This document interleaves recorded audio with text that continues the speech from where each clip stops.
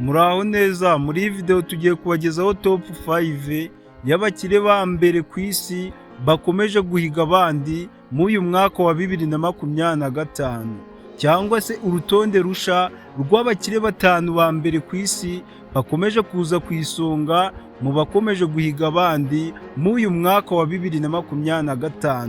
Rero uru ni urutonde rusha tugiye kuba twakugezaho, nuza gusanga rutandukanye n'urwo wari usanzwe uzi, uze kumenya ko ari urutonde rusha nk'uko tubikesha ikinyamakuru Forbes ndetse n'ikinyamakuru Billboard, bisanzwe bisohora urutonde buri kwezi ndetse na buri mwaka rw'abakire batanu ndetse n'abakire 10 bakomeje kugenda bahiga abandi bose ku isi.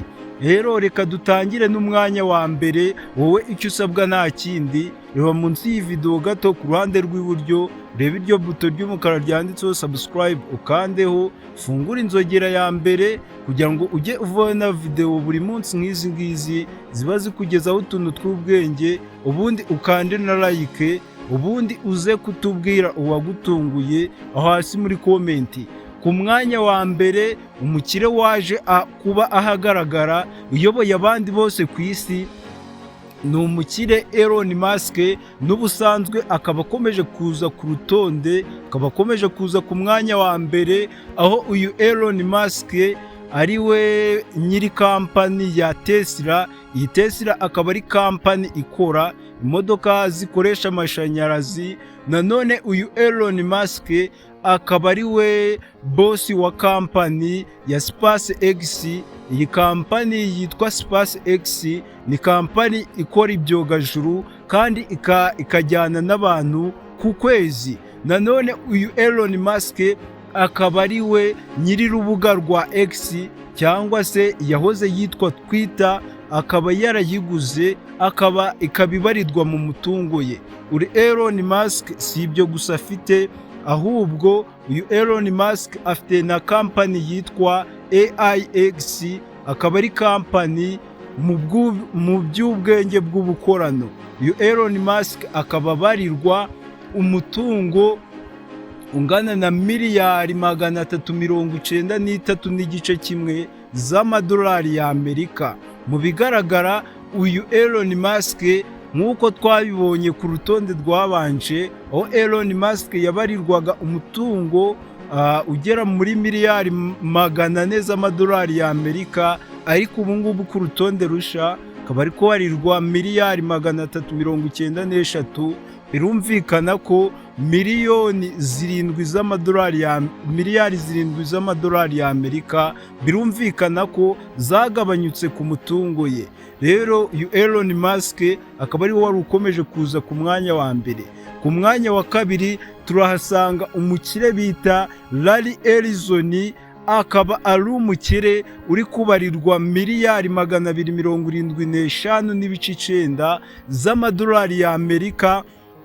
Akaba ari we washinze kampani yitwa Oracle, akaba ari kampani ijyanye n'ubucuruzi bw'isoko, imari n'imigabane. Uyu nguyu rero akaba ari we ukomeje kuza ku mwanya wa kabiri mu bakire bakomeje guhiga abandi bose muri uyu mwaka wa 2025 ku isi hose, akaba yitwa Larry Ellison. Rero ku mwanya wa gatatu turaza kuhasanga umukire musanzwe mumenyereye, bakaba bamwita Mark Zuckerberg.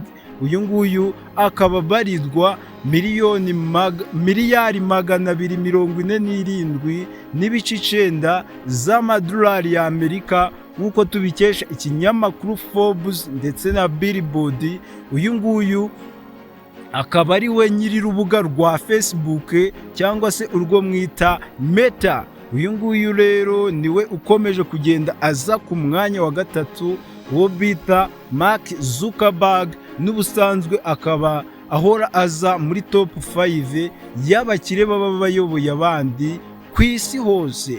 Rero ku mwanya wa kane tudatinze turaza kuhasanga umukire bita Jeff Bezos. Uyu Jeff Bezos akaba ari we founder wa Amazon, akaba ari we washinze kampani yitwa Amazon, akaba afite n'ishami ryitwa Blue Origin iki ngiki akaba ari ikinyamakuru cye bwite, akaba ari umutungo ye we, ndetse n'ikinyamakuru cyitwa Washington Post.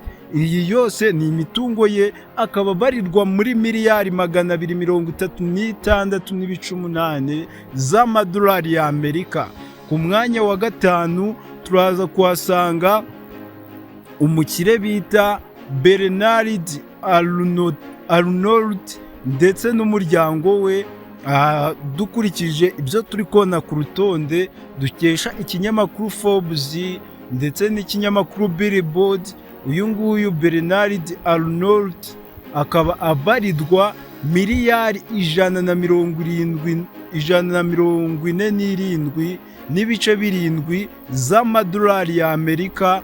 Akaba ari Umufaransa, akaba afite ikinyamakuru cyitwa LVMH.